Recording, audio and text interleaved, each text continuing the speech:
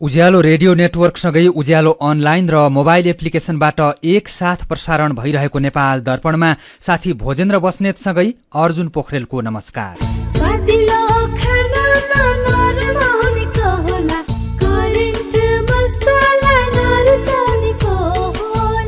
नेपाल दर्पणको साथमा करेन्ट मसला र करेन्ट चिया, स्वादको झट्का।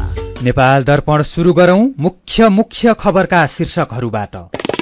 माओवादीका अध्यक्ष प्रचण्ड प्रधानमन्त्रीमा नियुक्त, एमाले सहित 7 दल र स्वतन्त्र गरी 169 जना सांसदको समर्थन। शपथ ग्रहण भोलि, सभामुख राष्ट्रपति एमाले पाउने सहमति। नेपाली कांग्रेस अब प्रतिपक्षमा, माओवादीलाई मनाउन नसक्दा केन्द्र सहित प्रदेशका राजकीय पद पनि गुमाउने। एकीकृत समाजवादी पार्टी अलमलमा 7 वटा दलहरू मिलेर बनेको सरकारले कामै गर्न नसक्ने राजनीतिक विश्लेषक बरालको टिप्पणी। पार्टीमा अलि गभर्मेन्टमा जानु भनेको अप्रिय हुनु नै हो नि, गर्ने त डेलिभरी त केही गर्न सक्दैन, अहिलेसम्म त्यही देखियो। शीतलहर र हिमपातको जोखिमबाट बस्न स्वास्थ्य मन्त्रालयको आग्रह। स्वास्थ्यमा समस्या देखिए स्वास्थ्य संस्थामा जान सुझाव। तालिबान सरकारले महिलालाई काम गर्न प्रतिबन्ध लगाएपछि अफगानिस्तानमा काम गरिरहेका 3 वटा प्रमुख गैर सरकारी संस्थाले काम रोके। अफगान महिलालाई काम गर्ने अधिकारबाट वञ्चित नगर्न संयुक्त राष्ट्रसंघको आग्रह। र नेपाल टी20 क्रिकेट लीगमा आज लुम्बिनी अल स्टार्स र जनकपुर रोयल्स विजयी। 23 वर्ष मुनिको एभीसी भलिबल च्याम्पियनशिपको सेमिफाइनलमा पनि नेपाल पराजित। तपाईलाई थाहा छ, आत्महत्याको सोच बारम्बार आइरहनु, आत्महानिको व्यवहार देखाउनु एउटा मनोसामाजिक तथा मानसिक स्वास्थ्य समस्या हो। यसको उपचार छ र उपचारपछि पूर्णतया निको भएर सुन्दर जीवन बिताउन सकिन्छ। तपाई वा तपाईको परिवारमा कसैलाई आत्महत्याको सोच आउने, प्रयास गर्ने जस्ता स्वास्थ्य समस्या भए 1166 मा फोन गर्नुहोस्। 1166 मा फोन गर्दा पैसा लाग्दैन। हामी तपाईलाई निशुल्क तथा गोप्य रूपमा यी सोचबाट बाहिर आउन मदत गर्दछौ। यो सेवा नमस्ते नेटवर्कबाट 24 घण्टा उपलब्ध छ। खुशी कसरी खुशी हुन्छ जब बन्ने छैन कोही, आफ्नो भन्दैमा आफ्नो हुन सम्पर्कमा बस्या खै। सम्पर्कका लागि बलियो आधार नेपाल टेलिकम हो, राष्ट्रकै सञ्चार। सम्पर्कको आधार राष्ट्रको सञ्चार, नेपाल टेलिकम राष्ट्रको सञ्चार। नेपाल टेलिकम राष्ट्रको सञ्चार। सबै शाखा सन्तान धन धान्यले भरिपूर्ण, बचत गर्न सधैँ लागोस् मन।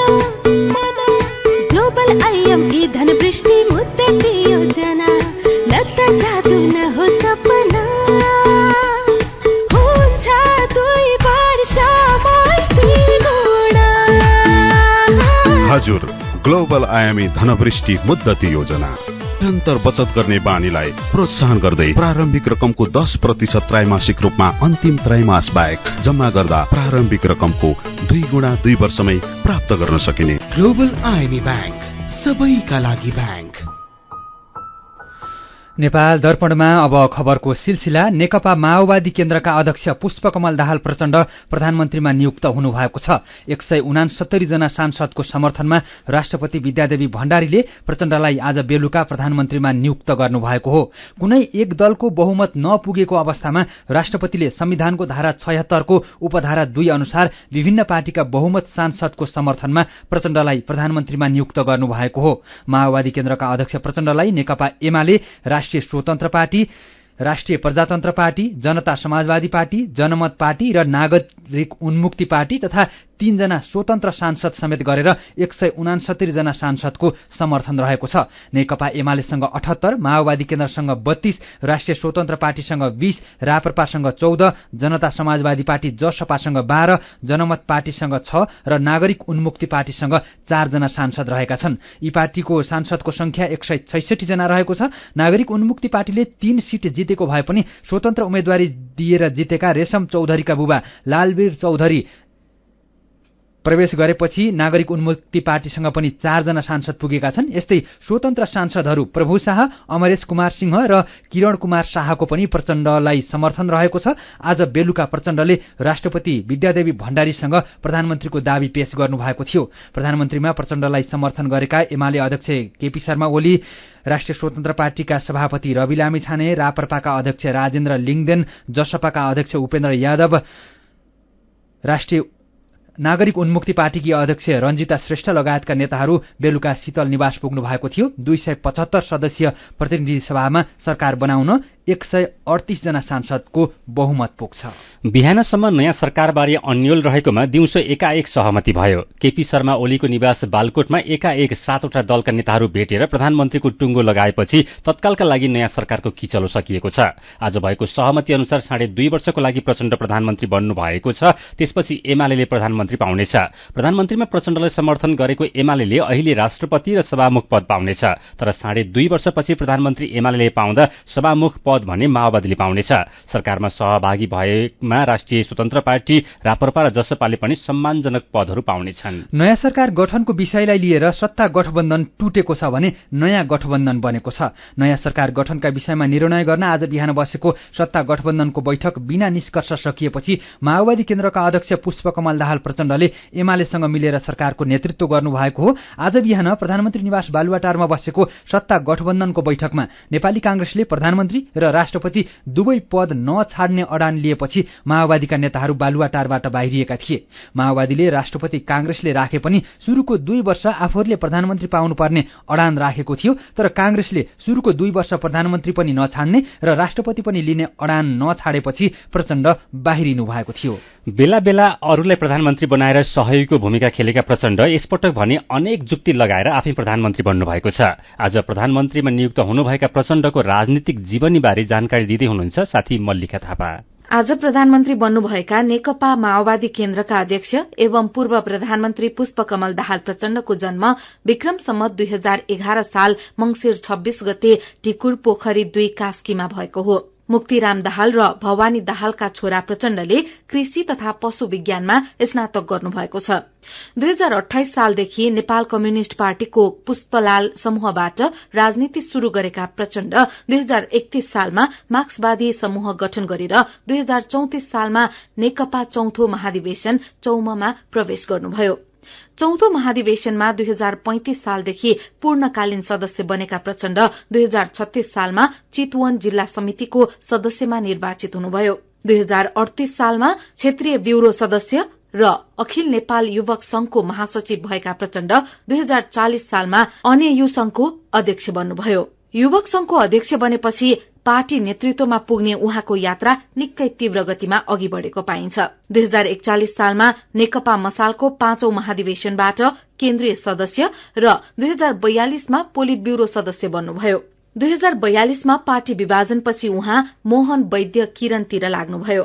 मोहन वैद्यले पार्टीको नेतृत्व गरेका बेला 2045 सालमा सेक्टर काण्ड भएपछि नैतिकताका आधारमा वैद्यले पार्टी नेतृत्व छोडे लगत्तै पार्टी प्रमुख अर्थात 2046 मा महामन्त्री बनेका प्रचण्ड अहिलेसम्म पार्टीको प्रमुख नै हुनुहुन्छ। प्रचण्डकै नेतृत्वमा माओवादीले 2052 सालदेखि 10 वर्ष सशस्त्र युद्ध लडेको थियो। 2078 पुसमा भएको पार्टीको 8औं राष्ट्रिय महाधिवेशनबाट पनि उहाँ अध्यक्षमै चयन हुनुभएको छ। यसअघि 2074 सालको चुनावपछि एमाले र माओवादीको एकता भएर गठन भएको तत्कालीन नेकपाका 2 अध्यक्ष मध्ये उहाँ पनि एक हुनुहुन्थ्यो। उहाँ 2064 सालमा सम्पन्न संविधानसभा चुनावमा काठमाडौँ 10 र रोल्पा 2 बाट निर्वाचित भएपछि उहाँ 2065 भदौमा पहिलो पटक प्रधानमन्त्री बन्नुभयो। संविधानसभाको दोस्रो चुनाव 2070 सालमा काठमाडौँ 10 बाट पराजित भए पनि सिराहा 5 बाट निर्वाचित हुनुभयो। 2073 सालमा उहाँ दोस्रो पटक प्रधानमन्त्री बन्नुभयो। 2074 सालको चुनावमा उहाँ चितवन क्षेत्र नम्बर 3 बाट विजयी हुनुभएको थियो।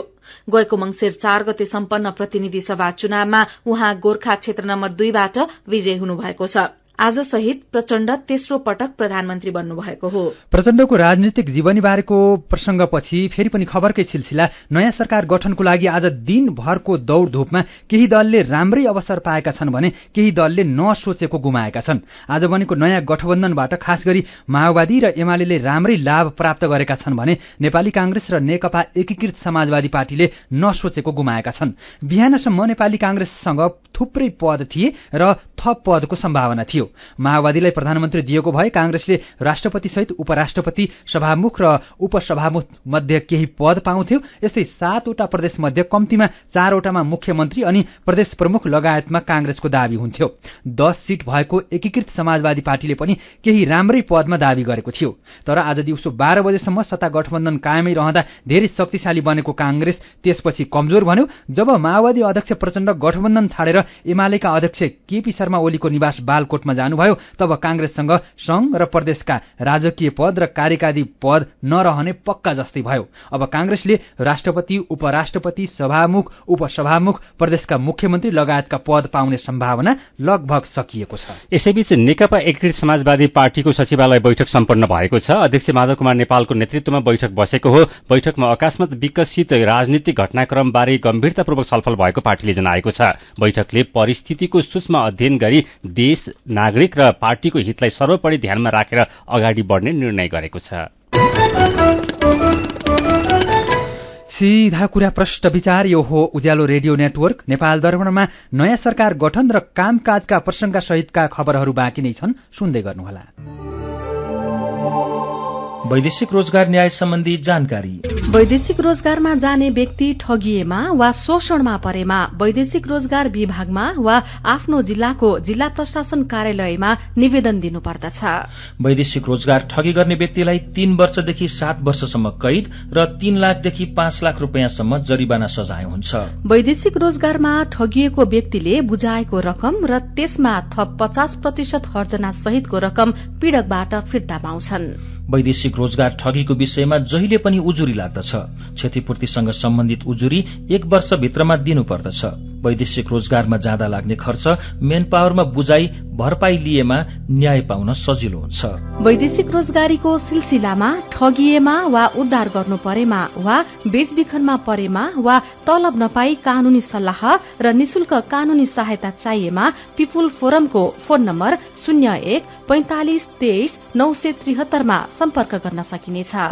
आइरेक्सको सहयोगमा मानव अधिकारका लागि जनमञ्च, पिपुल फोरम, काठमाडौँ, नेपाल। विदेशबाट आइएमई गरेको पैसा सिधै तपाईको मोबाइलमा लिन मिल्छ। अहिलेको अवस्थामा बाहिर गएर पैसा निकाल्न त्यति सजिलो छैन।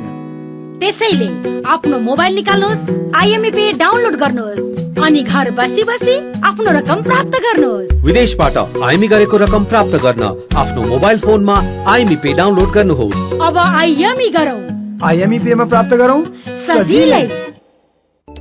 एचआईभी का बारेमा खुलेर कुरा गरौँ। सँगै बस्दा, खाँदा, पढ्दा र सँगै खेल्दा कुनै कीरा वा लामखुट्टेले टोक्दा एचआईभी सर्दैन। हात मिलाउँदा, अङ्कमाल गर्दा तथा चुम्बन गर्दा, एउटै चर्पी प्रयोग गर्दा र अरूको लुगा लगाउँदा एचआईभी सर्दैन। समयमै उपचार गरेमा एचआईभी संक्रमित पनि स्वस्थ व्यक्ति सरह बाँच्न सक्छन्। त्यसैले नियमित औषधिको सेवन गरौं र स्वस्थ जीवन बाँचौं। एचआईभी को औषधि एआरभी हरेक सरकारी अस्पतालमा निशुल्क पाइन्छ। एचआईभी संक्रमितहरू अरू भन्दा भिन्न होइनन् भन्ने कुरा बुझौं र समान व्यवहार गरौं। एचआईभी संक्रमितहरूमाथि हुने भेदभावको अन्त्य गरौं। Nepal youth foundation, 12+ Lumbini plus र मकवानपुर महिला समूह। उज्यालो रेडियो नेटवर्कबाट प्रसारण भइरहेको नेपाल दर्पणमा तपाईंलाई फेरि स्वागत छ। यतिन्जेल हामीले माओवादीका अध्यक्ष प्रचण्ड प्रधानमन्त्रीमा नियुक्त, एमाले सहित 7 दल र स्वतन्त्र गरी 169 जना सांसदको समर्थन, शपथ ग्रहण भोलि नयाँ गठबन्धनले कांग्रेसलाई धेरै घाटा लगायतका खबरहरू प्रस्तुत गर्यौं। नेपाल दर्पणमा अब बाँकी प्रसंग। प्रधानमन्त्रीमा प्रचण्ड नियुक्त भएसँगै कसले प्रधानमन्त्रीको नेतृत्व गर्ने भन्ने किचलो तत्कालको लागि सकिएको छ। तर 7वटा दल मिलेर सरकार बनाएकोले फेरि पनि नागरिकको हितमा काम हुनेमा भने शंका छ। कोही कम्युनिस्ट, कोही अहिलेको गणतन्त्र र धर्मनिरपेक्षताको व्यवस्था नै मान्दैनौ भन्ने अनि कोही प्रदेश सरकार चाहिन्न भन्नेहरू मिलेर सरकार बनेको छ। यो सबै हेर्दा नागरिकको पक्षमा काम गर्न झनै समस्या हुने राजनीतिक विश्लेषक लोकराज बरालको भनाइ छ। उज्यालोसँगको कुराकानीमा बरालले प्रचण्डले अहिले कुर्सीको दौड जिते पनि नागरिकको हितमा काम हुने सम्भावना नरहेको बताउनुभयो। पदको लागि लुछाचुडी हुँदाखेरि यही कुरा भइरहेछ। किचोले त अब 5-7 खिचडी बनाएपछि अब कि त ओलीजीले भनेको कुरा हरेक डिक्टेसन प्रचण्डले मान्दै जानु पर्यो, तम शरणम होइन। अब थर्ड पार्टी चाहिँ गभर्मेन्टको नेता भइरहेछ। नेपालको इतिहास हेर्दाखेरि अहिलेसम्म राजनीति हेर्दाखेरि एउटै सरकार 5 वर्ष कहिले चलेकै छैन। मलाई पत्यार छैन यिनीहरू 2.5 वर्ष टिक्छन् भन्ने। यो नेपालमा पैसारी कोही पनि छैन, प्रचण्ड पनि छैनन्, ओली पनि छैनन्। स्वतन्त्र पार्टी त स्वतन्त्र पार्टी भयो, त्यसको के हो आकार, के हो त्यसको सिद्धान्त, के हो। त्यस कारणले त्यो स्वतन्त्र पार्टी पनि अब अहिले के नै पाए भनेर गएको छ, उसको त केही सुरु नै भएको छैन। पार्टीमा अलि गभर्मेन्टमा जानु भनेको अप्रिय हुनु नै हो नि, गर्ने त डेलिभरी त केही गर्न यिनीहरूले सक्दैन कहिले, अहिलेसम्म त्यही देखियो। मेरो पनि भन्नु छ। नयाँ सरकार गठनका लागि आज भएको दौडधूप तथा सत्ताका लागि भएको गठबन्धन फेरबदल बारेमा तपाईले नै व्यक्त गर्नुभएका विचार र प्रतिक्रियालाई आजको मेरो पनि भन्नु छमा समेटेका छौं। राजु शर्माको प्रतिक्रिया छ, प्रचण्ड प्रधानमन्त्री हुन नपाउँदा सिर्जना भएको भद्रगोल उहाँ प्रधानमन्त्री भएपछि सचिएला सायद। अर्को भद्रगोल नआउन्जेललाई बधाई। एउटा परिदृश्यको कल्पना गरौं, सहयोद्धालाई सत्ता हस्तान्तरण गर्न 2 वर्ष अघि ओली आज जस्तै उदार भएका भए के हुन्थ्यो।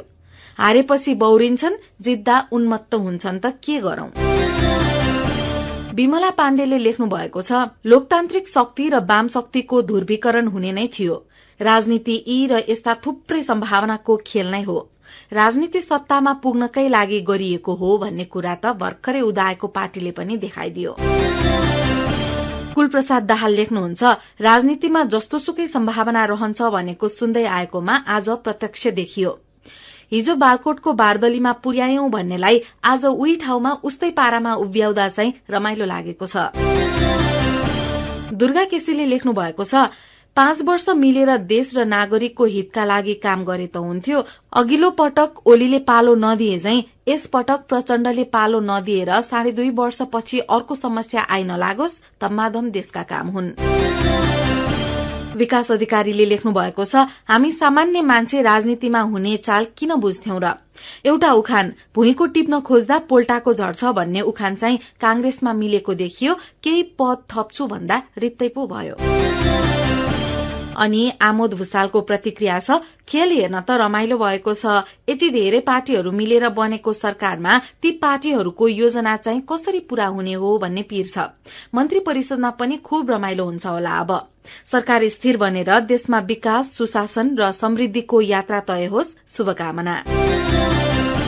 विचारका लागि तपाईलाई धन्यवाद। मेरो पनि भन्नु छ। मेरो पनि भन्नु छ प्रस्तुत गर्दै हुनुहुन्थ्यो साथी मल्लिका थापा। नेपाल दर्पणमा फेरि खबरकै सिलसिला। स्वास्थ्य तथा जनसंख्या मन्त्रालयले शीतलहर र हिमपातको जोखिमबाट बच्न आग्रह गरेको छ। मन्त्रालयका सहप्रवक्ता डाक्टर समीर कुमार अधिकारी केही समय यता चिसोसँगै शीतलहर र हिमपातले जनजीवनमा असर पार्ने भएकोले त्यसबाट बच्न आग्रह गरिएको जानकारी दिनुहुन्छ। चिसोबाट बच्न शरीरको सबै भाग ढाक्ने गरी बाक्लो तथा न्यानो लुगा लगाउन, कोठा न्यानो पार्न र पर्याप्त हावा ओहोर दोहोर हुने व्यवस्था गर्न मन्त्रालयले आग्रह गरेको छ। शीतलहर र हिमपातबाट बालबालिका, ज्येष्ठ नागरिक, गर्भवती महिला तथा दीर्घ रोगीलाई बचाउनुपर्छ। यस्तै आमाको दूध खाने बच्चालाई नियमित रूपमा स्तनपान गराउनु पर्छ। तातो तथा पोसिलो झोल पदार्थ प्रशस्त मात्रामा खान र धूम्रपान तथा मद्यपान नगर्न मन्त्रालयले आग्रह गरेको छ। शीतलहर तथा चिसोमा मुटु रोग, हृदयघात, फोक्सो तथा श्वास प्रश्वासमा समस्या, बालबालिका तथा ज्येष्ठ नागरिकमा निमोनिया, ज्वरो आउने, झाडा पखाला लाग्ने, दम बढ्ने, रुगाखोकी, घ्यार श्वास फेर्न कठिनाई हुने जस्ता समस्या देखा पर्छन्। मन्त्रालयले यस्ता समस्या देखिएमा तुरुन्तै नजिकैको स्वास्थ्य संस्थामा सम्पर्क गर्न अनुरोध गरेको छ। यस्तै सुत्ने कोठामा आगो, हिटर, मकल, कोइला, ब्रिकेट आदि बालेर झ्याल ढोका बन्द गरेर नसुत्न समेत आग्रह गरेको छ। काठमाडौँमा आज यस वर्षकै सबैभन्दा बढी चिसो मापन गरिएको छ। आज बिहान काठमाडौँको न्यूनतम तापक्रम 4.5 डिग्री सेल्सियसमा झरेको थियो। सरकारले राष्ट्रिय प्राथमिकता प्राप्त आयोजना निर्धारण गर्ने मापदण्ड बनाएको छ। कुनै अध्ययन नगरेर योजना छनौट गर्ने र त्यसमा थोरै बजेट राख्दै समय मात्र बिताउने प्रणालीको अन्त्य गर्नका लागि सरकारले राष्ट्रिय प्राथमिकता प्राप्त आयोजना निर्धारण गर्ने मापदण्ड 2079 कार्यान्वयनमा ल्याएको हो। राष्ट्रिय योजना आयोगले निर्धारण गरेको मापदण्ड अनुसार राष्ट्रिय प्राथमिकता प्राप्त विकास आयोजना हुन विस्तृत आयोजना प्रतिवेदन तयार भएको र स्रोत लगानी सुनिश्चितताको प्रमाण भएको हुनुपर्छ। यस्तै चालू आवधिक आयोजनाले राष्ट्रिय प्राथमिकता निर्धारण गरेको क्षेत्रभित्र परेको र आयोजनाको वातावरणीय प्रभाव मूल्याङ्कन वा प्रारम्भिक वातावरणीय परीक्षण प्रतिवेदन स्वीकृत भएको पत्र र सम्बन्धित मन्त्रालयको सचिव स्तरीय निर्णयका आधारमा मात्र योजनालाई राष्ट्रिय प्राथमिकता प्राप्त आयोजनाको रूपमा राख्न पाइनेछ। राष्ट्रिय योजना आयोगले हरेक वर्ष स्वीकृत गर्ने मध्यमकालीन खर्च संरचना तथा वार्षिक विकास कार्यक्रममा पहिलो प्राथमिकता र दोस्रो प्राथमिकताका योजना राष्ट्रिय प्राथमिकता प्राप्त आयोजना रहेको बेहोरा वन तथा वातावरण मन्त्रालय लगायत सबै मन्त्रालयलाई जानकारी गराउनु पर्नेछ। प्रदेश र पालिकाका आयोजनालाई राष्ट्रिय प्राथमिकता भए नभएको निर्धारण गर्ने व्यवस्था पनि मापदण्डमा उल्लेख गरिएको छ। नेपाल दर्पणमा खबरको सिलसिला बाँकी नै छ, सुन्दै गर्नुहोला। होइन हो दाजु भाउजू, खुसी हुँदै कस्तो नाचे। हामीलाई त तेरा भन्दा धेरै सुविधा मुक्तिनाथ आशीर्वाद बचत खाता खोलेर। होइन के छ र यसमा त्यस्तो खुसी भइरहे?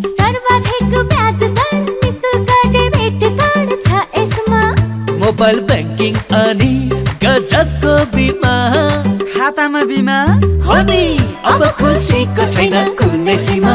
बचत खातामा 1 करोड 1 लाखसम्मको बिमा हो। हजुर, अब मुक्तिनाथ आशीर्वाद बचत खातामा पाउनुहोस् 1 करोड 1 लाखसम्मको बिमा, साथै आकर्षक ब्याज दरसँगै निशुल्क भिजा डेबिट कार्ड, निशुल्क मोबाइल ब्याङ्किङ अनि 13 अन्य ब्याङ्किङ सुविधाहरूमा छुट।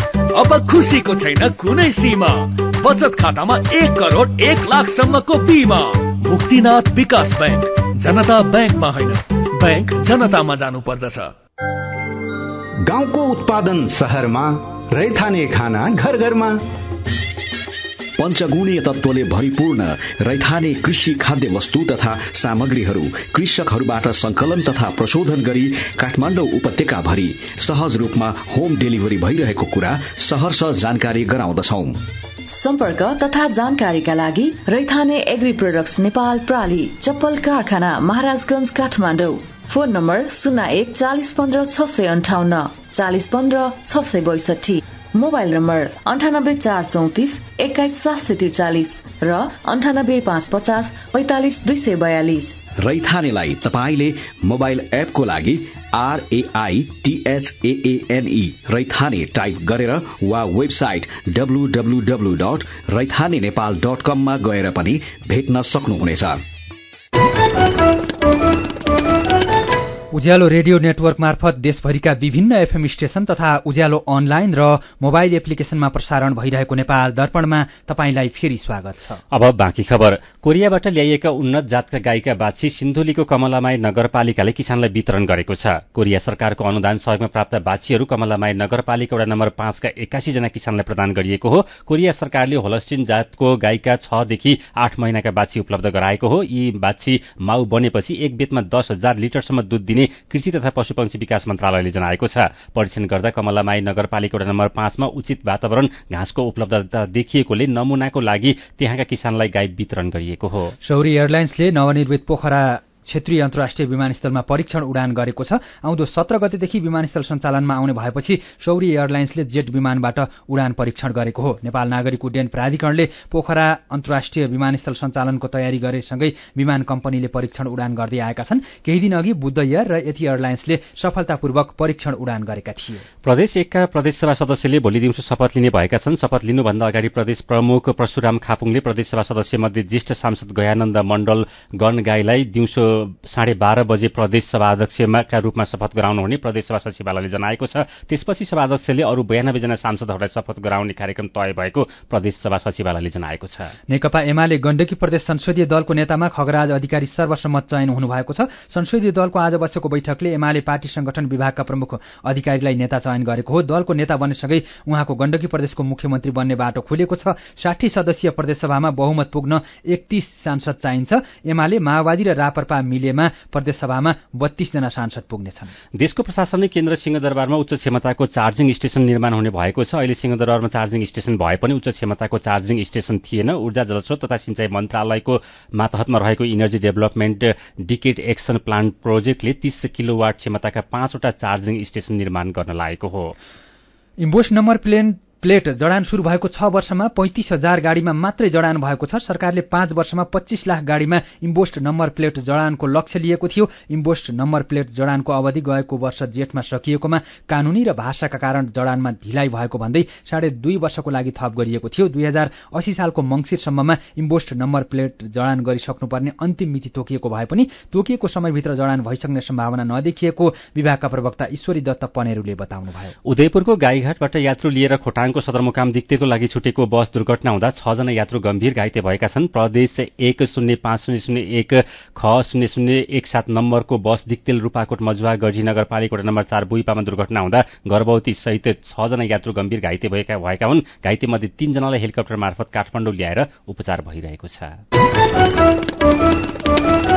अब विदेशको खबर। तालिबान सरकारले महिलालाई काम गर्न प्रतिबन्ध लगाएपछि अफगानिस्तानमा काम गरिरहेका 3वटा प्रमुख गैर सरकारी संस्थाले काम रोकेका छन्। अफगानिस्तानमा मानवीय सहायता सम्बन्धी काम गरिरहेका केयर इन्टरनेशनल, नर्वेजियन शरणार्थी परिषद र सेभ द चिल्ड्रेनले संयुक्त विज्ञप्ति निकालेर आफूहरूका महिला कर्मचारी बिना आफ्नो काम जारी राख्न नसक्ने बताएका बीबीसीले जनाएको छ। उनीहरूले आफूहरूका महिला कर्मचारीले निर्बाध काम गर्न पाउनुपर्ने माग राखेका छन्। तालिबान सरकारले महिलाहरूलाई विश्वविद्यालयमा जान प्रतिबन्ध लगाएको केही दिन पछि हिजो गैर सरकारी संस्थाहरूलाई आदेश दिँदै महिलालाई काममा नलगाउन आदेश दिएको छ। अफगानिस्तानको अर्थ मन्त्रालयले निकालेको विज्ञप्तिमा सबै राष्ट्रिय तथा अन्तर्राष्ट्रिय गैर सरकारी संस्थाहरूमा काम गर्ने महिला कर्मचारीले उचित ड्रेस कोड पालना नगरेको गम्भीर गुनासो आएपछि उनीहरूलाई काम गर्नबाट रोक्न आदेश दिएको उल्लेख छ। यसैबीच संयुक्त राष्ट्रसङ्घका महासचिव एन्टोनियो गुटेरेसले अफगान महिलालाई काम गर्नबाट नरोक्न तालिबान सरकार समक्ष आग्रह गर्नुभएको छ। राष्ट्रिय एवं अन्तर्राष्ट्रिय गैर सरकारी संस्थामा काम गर्ने महिलाले अब काम गर्न नपाउने तालिबान सरकारको आदेशले आफूलाई चिन्तित बनाएको भन्दै महासचिव गुटेरेसले निर्णयमा पुनर्विचार गर्न अनुरोध गर्नुभएको चिनिया समाचार संस्था सिन्हुवाले जनाएको छ। महिलालाई काम गर्न नदिने तालिबानको निर्णयले सबैभन्दा कमजोर महिला र युवतीलाई मद्दत गर्ने देशभरका धेरै संस्थाको कामलाई कमजोर बनाउने उहाँले बताउनु भएको छ। तालिबान सरकारले महिलालाई राष्ट्रिय तथा अन्तर्राष्ट्रिय गैर सरकारी संस्थामा काम गर्न प्रतिबन्ध लगाएपछि यसको विश्वभरबाट आलोचना भइरहेको छ। अब केही खेल खबर। बंगलादेशमा चलिरहेको 23 वर्ष मुनिको एसियन जोन अन्तर्राष्ट्रिय पुरुष भलिबल च्याम्पियनशिपको सेमिफाइनलमा पनि नेपाल पराजित भएको छ। यसअघि लगातार 3वटै खेल हारेको नेपाल सेमिफाइनलको खेलमा पनि पराजित भएको हो। आज भएको सेमिफाइनल खेलमा नेपाललाई आयोजक बंगलादेशले 3-0 को सोझो सेटमा हराएको हो। अब बंगलादेशले उपाधिका लागि किर्गिस्तानसँग खेल्नेछ। किर्गिस्तान पहिलो सेमिफाइनलमा श्रीलङ्कालाई हराएर फाइनलमा पुगिसकेको छ। नेपालले अब तेस्रो स्थानका लागि श्रीलङ्कासँग खेल्नेछ। च्याम्पियनशिपमा आयोजक बंगलादेश सहित नेपाल, किर्गिस्तान र श्रीलङ्काको सहभागिता रहेको छ। नेपाल टी20 क्रिकेट लीगमा आज लुम्बिनी अल स्टार्स र जनकपुर रोयल्स विजयी भएका छन्। आजको पहिलो खेलमा लुम्बिनी अल स्टार्सले विराटनगर सुपर किङ्सलाई हरायो। त्रिवी क्रिकेट मैदान कीर्तिपुरमा लुम्बिनीले विराटनगरलाई 3 रनले हरायो। लुम्बिनीले दिएको 158 रनको लक्ष्य पछ्याएको विराटनगरले 20 ओभरमा 6 विकेट गुमाएर 154 रन मात्रै बनायो। उसका लागि हुसैन तलातले सर्वाधिक 39 रन बनाए। बलिङतर्फ लुम्बिनीका किशोर महतोले 2 विकेट लिए। यसअघि पहिले ब्याटिङ गरेको लुम्बिनीले लाहिरू मिलन्थाको 80 रन मद्दतमा 157 रन बनाएको थियो। लुम्बिनी आजको जितसँगै 4 अङ्कका साथ शीर्ष स्थानमा पुगेको छ। आजको दोस्रो खेलमा जनकपुर रोयल्सले पोखरा एभेन्जर्सलाई 5 विकेटले हराएको छ। पोखराले दिएको 139 रनको लक्ष्य जनकपुरले 17 ओभर 4 बलमा 5 विकेट गुमाएर भेटायो। जनकपुरका लागि सन्दीप जोराले नट आउट 40 र सागर पुनले 38 रन बनाए। पोखराका लागि अफगानिस्तानका जहिर खानले 3 विकेट लिए।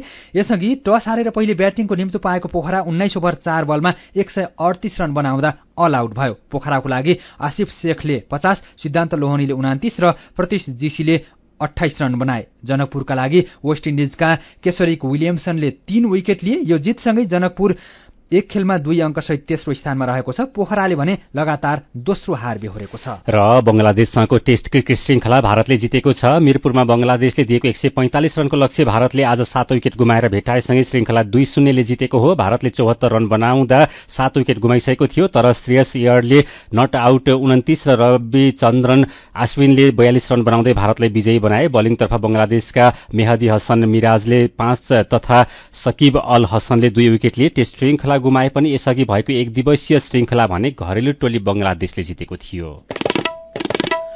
खेल खबरसँगै हामी नेपाल दर्पणको अन्त्यमा आइपुगेका छौं। आजका मुख्य खबरका शीर्षकहरू फेरि एकपटक। माओवादीका अध्यक्ष प्रचण्ड प्रधानमन्त्रीमा नियुक्त, एमाले सहित 7 दल र स्वतन्त्र गरी 169 जना सांसदको समर्थन, शपथ ग्रहण भोलि, सभामुख र राष्ट्रपति एमाले पाउने सहमति। नेपाली कांग्रेस अब प्रतिपक्षमा, माओवादीलाई मनाउन नसक्दा केन्द्र सहित प्रदेशका राजकीय पद पनि गुमाउने, एकीकृत समाजवादी पार्टी अलमलमा 7 वटा दल मिलेर बनेको सरकारले कामै गर्न नसक्ने राजनीतिक विश्लेषक बरालको टिप्पणी। शीतलहर र हिमपातको जोखिमबाट बच्न सरकारको आग्रह, स्वास्थ्यमा समस्या देखिए स्वास्थ्य संस्थामा जान सुझाव।